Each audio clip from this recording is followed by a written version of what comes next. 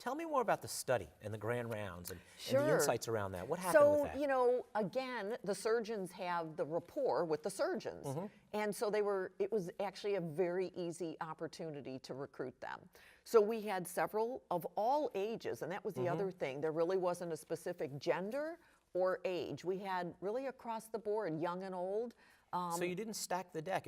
No, they came to us. The distribution was natural, Female, organically. male, Wow. young, middle-aged, older. It was Well, there really, goes that excuse, right? I'm too old, but you know or I'm what? too blank to be on But you know Twitter. what? You are correct. The majority of people my age do not embrace learning something new. Yeah. We're so busy and so overwhelmed with emails. I don't want one more thing on my plate, nor do I no, want it's to true. learn one more thing. It's like another thing to learn. So there are barriers, and that's part of why I am on social media, trying to break that barrier.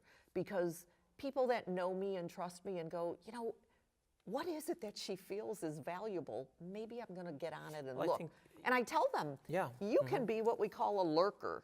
You actually don't Sure. tweet anything. You don't even have to sign up. You can look and test it out and see Use it as what a search you think. engine. as we say. Exactly. You know, I think it comes down to that single word is value. Yep. That once, you know, I have lots of friends who talk about technology, you know, and using this and using that. But I ask them, gee, have you ever done a telemedicine visit? And they haven't. And then when they do it, they find that it works. It makes a lot of sense. And I think finding that value. So value from antibiotic stewardship, one of the most brilliant ways I've seen it used is there was actually a big global study trying to answer a question we've struggled with in management of gram-negative infections. 2 different classes of antibiotics. You know, one is a carbapenem, what we call our last resort antibiotic. So you never want to overuse it, but in certain infections, it is the drug of choice versus a beta-lactam antibiotic. And so there's 2 antibiotics we use kind of routinely in the hospital.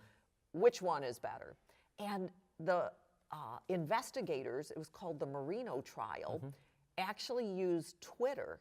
They started a Marino trial Twitter handle for investigators to be able to follow in real time because the investigators enrolling patients in this study were all over the world. How do you coordinate that? Emails, conference calls, oh my gosh, it's so much time and effort.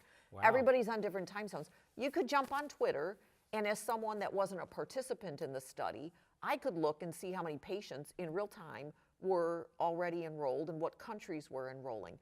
They learned that from the oncologist. Oncologists have learned, again, society values people with cancer more than antibiotic resistance. You can go on Twitter and do #melanoma. You can search melanoma, and you will find academic medical centers like my own that are part of a clinical trial for a novel new agent for melanoma, and it's advertising to patients infected with this cancer. There is a clinical trial at this hospital. People will go anywhere to find the best of care to possibly survive. We all struggle with recruitment in clinical trials, how to find They the right have patient. learned at ASCO, the American Society of Clinical Oncologists, has absolutely embraced Twitter as a vehicle to improve enrollment. So here's an interesting question. I know that I've argued, and I've gotten into a little bit of trouble with this, that the collective intelligence of certain oncological communities, parents whose kids have cancer, the collective intelligence of that group is amazing. Sometimes even better than the physician because they know the labs, they know the trials, they know their kids. No one's going to advocate more than a parent. Exactly.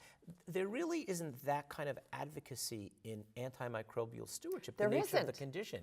So maybe that's, I don't know if it's a deficiency or a way So of looking it's at really, when you asked when we started this, you know, what's working, what's not. Yeah. What's clearly not working is that connection of the gravity of the situation right now with society.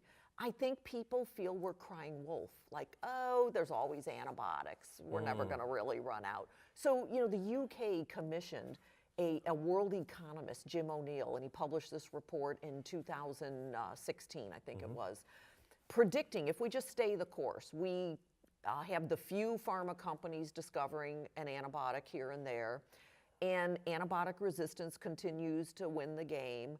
Where will we be in 2050? the number of deaths from antibiotic resistance worldwide will exceed the combination of deaths from cancer, HIV, and traffic accidents. Wow. So think Yeah. of that, but it's not resonating. I mean, that report's been out for a couple years. It's just not resonating. And I don't really, that's the psychiatry and behavior How do you- change what's and the tip- what's that sociology tipping degree I point? forgot to get. It's just not working. I don't really, we struggle. You know, we have world congresses talking about why does it not seem to have the connection that cancer has. I mean, it's as bad if you survive cancer, but you acquire an infection Sure, yeah. and it kills you, you're not any further ahead. I mean, Well, dead is dead. I wrote something in Forbes about fighting the next world war with a musket. And that next war, as you know so well, is with infection. It's Yes. with Ebola. And we have tools at our disposal, but it just doesn't seem to click in many ways.